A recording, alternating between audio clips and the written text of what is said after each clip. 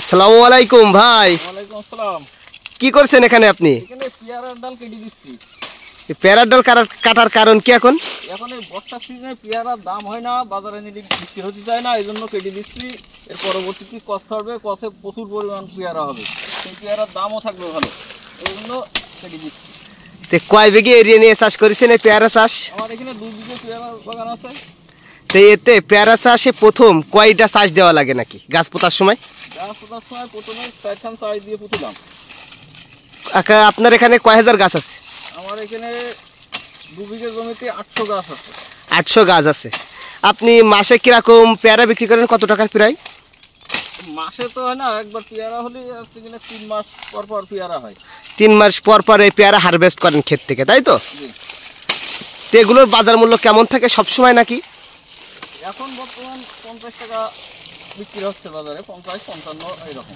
এই পেয়ারায় যখন পোকামাকড় লাগে তখন আপনি কি কি স্প্রে প্রয়োগ করেন নাকি? আমরা এতে পোকার জন্য ওই মিমপ্যাক্সের ওষুধ ব্যবহার করি, মিমপ্যাক্স কোম্পানির ওষুধ, ওইগুলো ব্যবহার করি। ব্যবহারের ফলে কি পোকামাকড় কম লাগে ভাই আপনাদের ক্ষেতে? পোকামাকড় একটু কম লাগে। তো এত পেয়ারা আছে শীতকালে মৌসুম, তারপরেও দেখছি এই যে অনেক পেয়ারা কেটে দিচ্ছেন, এতে আপনার লস হবে না? এখন এই বর্ষার সিজনে পোকা লাগবে বেশি, আর এই পেয়ারা মিষ্টি হবে না, পাঞ্চ হয়ে যাবে বর্ষার কারণে, এই জন্য কেটে দিচ্ছি। তো এই পরবর্তীতে যে পেয়ারাগুলো হবে এগুলো কি চড়া দামে আপনারা বিক্রি করতে পারবেন? বিক্রি হবে, জি। তো যখন এই যে প্রথম পেয়ারা চারা রোপণ করেন সেক্ষেত্রে আপনারা কি কি সার প্রয়োগ করেন এই জমিতে? এই কেএসপি, ইউরিয়া, পটাশ এগুলো দিয়ে আমরা রোপণ করি, আর বাড়ির ওই যে গোবর সার এগুলো দিই। তো ভাই এই পেয়ারা যারা রোপণ করতে চায় এ কি সব জমিতে হয়ে থাকবে নাকি পেয়ারা গাছ? এগুলো যেখানে পানি না বাঁধবে সেই সব জমিতে হবে, পানি বাঁধলে হবে না। পানি বাদলে আর হবে না, তাই তো? তাহলে পেয়ারা এক কথায় একটা লাভজনক চাষ যদি সঠিক নিয়ম সঠিক পরিচর্যা মেনে করা যায়। জি। তো এই যে আপনি এই ক্ষেতটা করেছেন, প্রথম কার থেকে উৎসাহ পাইছেন যে আপনি পেয়ারা বাগান করবেন?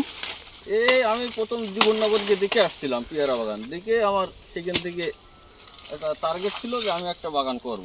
তো ভাই আপনি এই যে আগে লোক যে বিদেশ যায়, বিদেশে যাওয়ার আশা করে যে বিদেশ যাবে, বড় বড় দেশে যে টাকা কামাবে, আপনি এমন কোনো পরিকল্পনা না করে কিভাবে উৎসাহ পেলেন যে আমি পেয়ারা বাগান করব? আমার দেশে থেকে একটা কিছু করার ইচ্ছা ছিল, এই জন্য এগুলো করা।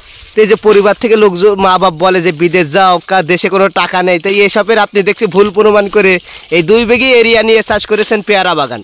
তো এখন পেয়ারা বাগান করে এক কথায় বলা যায় আপনি স্বাবলম্বী হচ্ছেন না ভাই? জি জি।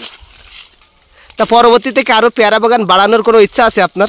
খালি পেয়ারা বাগান, আরও অন্যান্য বাগানও করার ইচ্ছা আছে, ড্রাগন আছে, মালটা আছে, কমলা লেবু, এগুলো করারও ইচ্ছা আছে।